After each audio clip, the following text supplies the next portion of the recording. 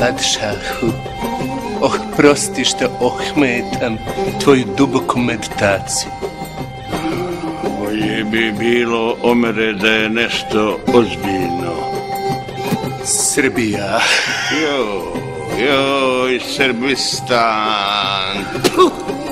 Mal ti ljudi duše? Dah je sprotranen, porazi su se proredni. Šta ćemo onda?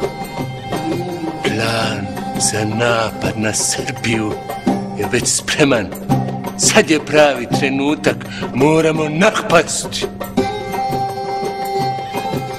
Napadni, popali, otmi i pozdrav.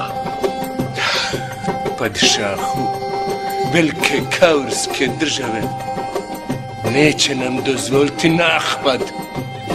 Oni su osnovali divan grupu, pa se moramo sa njima dogovarati oko Srbije.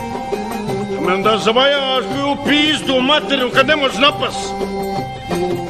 Mogu, zvijezdo istoka, mogu, ali moram prvo ispitati snagu Karađorđeve vojske.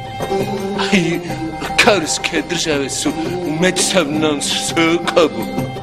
Mi samo trebamo dočekati priliku i onda ću napast. A ti ćeš za to vrijeme predsjedavat divan grupom.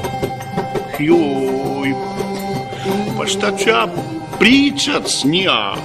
Presvijetli, care, diplomatija ti je ko boza prosta. On će samo nešto pričat, ti samo čuti. Ako te budu nešto upitali, a ti reci, može, ali ne mora biti. Sumiješ? Može, a i ne mora biti.